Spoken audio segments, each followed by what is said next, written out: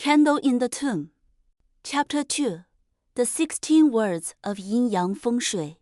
After that night, my grandfather Hu Guhua became a soldier.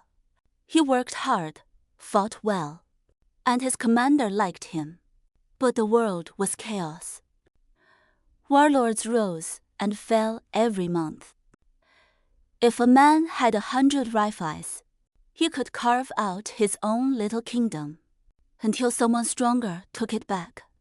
The army Grandpa joined was small. Within a year, it got wiped out. Men died like flies. Those who didn't ran for their lives. Even his commander, the man who once called him my best shot, was gunned down in the dirt. When the smoke cleared, Grandpa ran home. His house was gone. Nothing left but a pile of bricks. He had no food, no money. Not even a match to light a smoke. For 2 days, he ate nothing but water. Then the craving hit. The opium itch came crawling up his spine. He couldn't take it. So he sold his pistol to a local bandit for a handful of rice and a small lump of dope. That bought him a few more days. But a man can't live on smoke. When the rice ran out, he sat staring at the empty bowl, thinking, "This is the end." Then he remembered something about a place 100 miles away called Shisenlipu, the 13-mile post. He's heard that the hills, they were full of old graves, the kind where nobles and rich merchants buried their treasures, and that, when a dangerous idea slipped into his head, he's heard stories from old soldiers, men who'd dug up tombs to survive. They called it tomb raiding.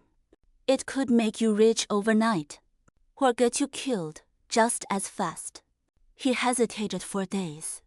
Then one evening, under a dim, fuzzy moon, he packed an oil lantern and a shovel and set off. They called it a hairy moon back then. Clear skies, but the moonlight blurred, as if wrapped in mist. Now we know it's a weather sign, a halo that means wind is coming. But folks in the countryside back then believed otherwise. They said a night like that belonged to wandering ghosts. The wind howled through the grass. Moon hung pale as bone. He drank half a bottle of cheap liquor to calm his nerves. Didn't help.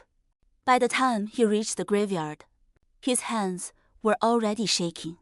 Cold wind hissed through the weeds. A few pale blue flames, old YSPS, floated over the mounds.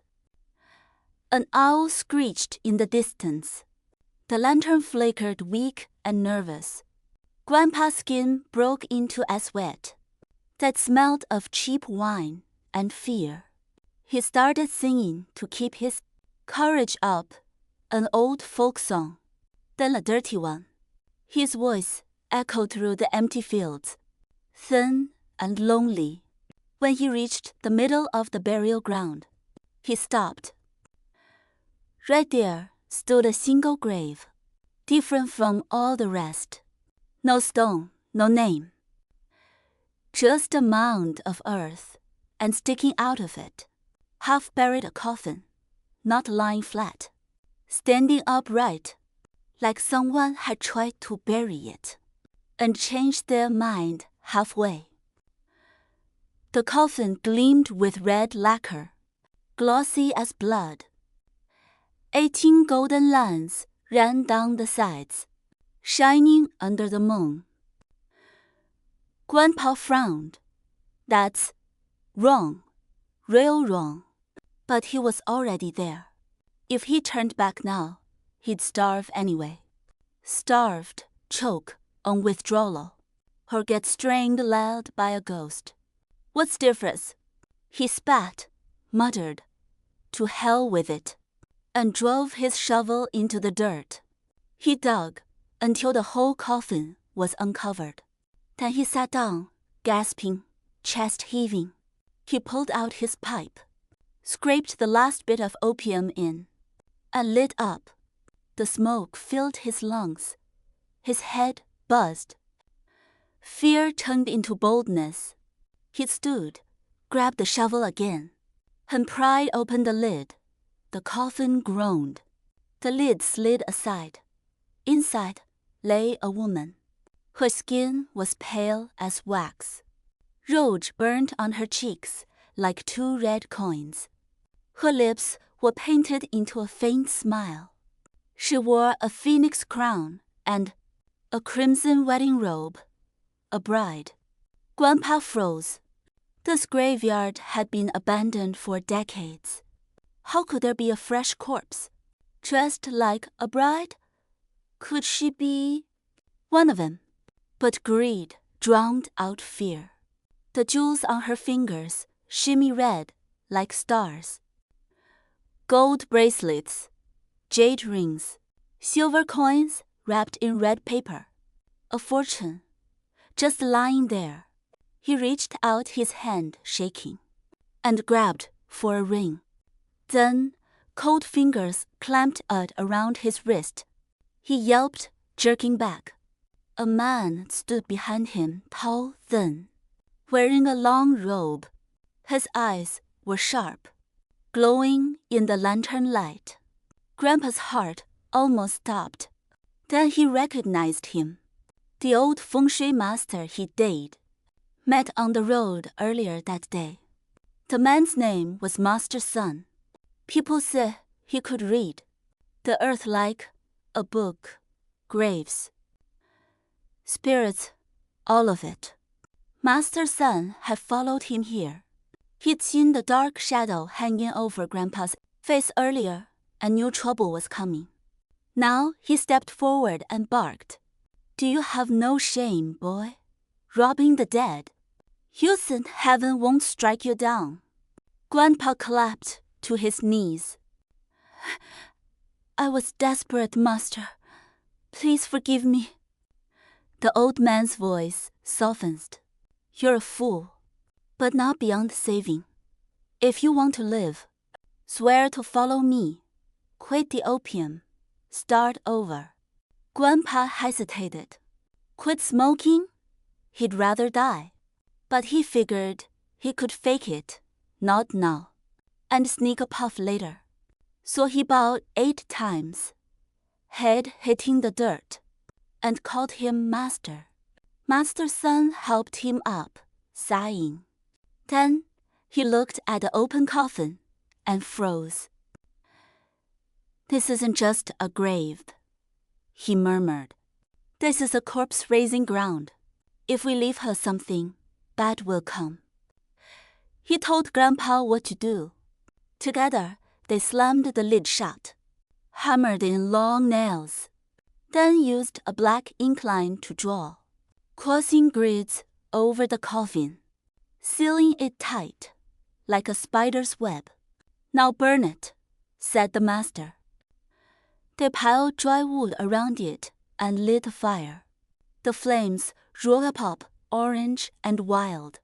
Black smoke poured out, thick and stinking. The coffin cracked, hissed, and finally fell apart into glowing ash.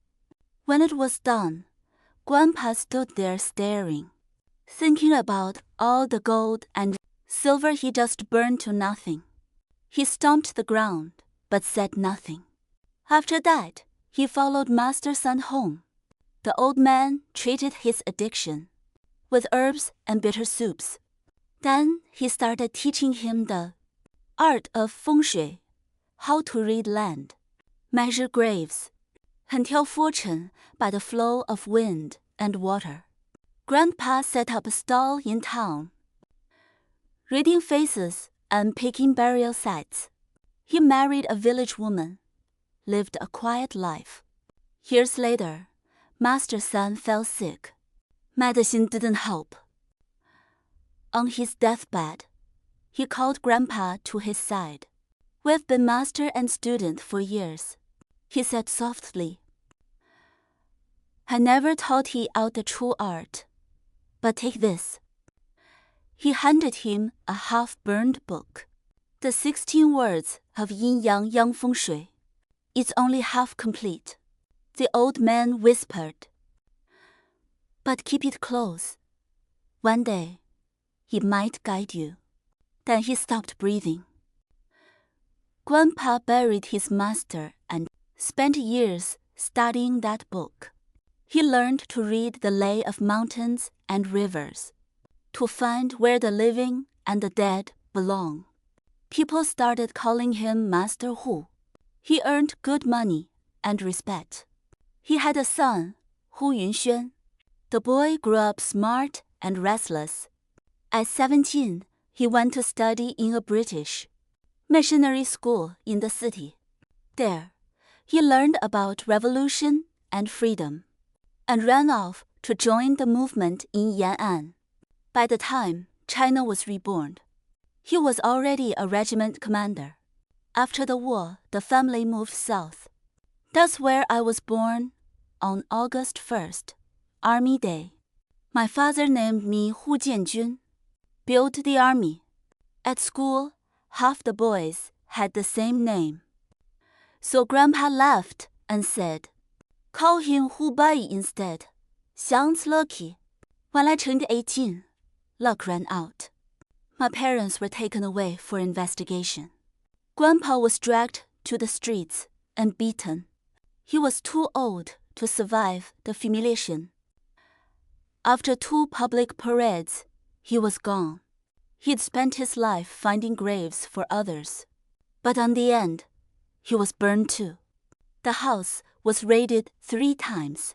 All his antiques were smashed or stolen. Only one thing survived.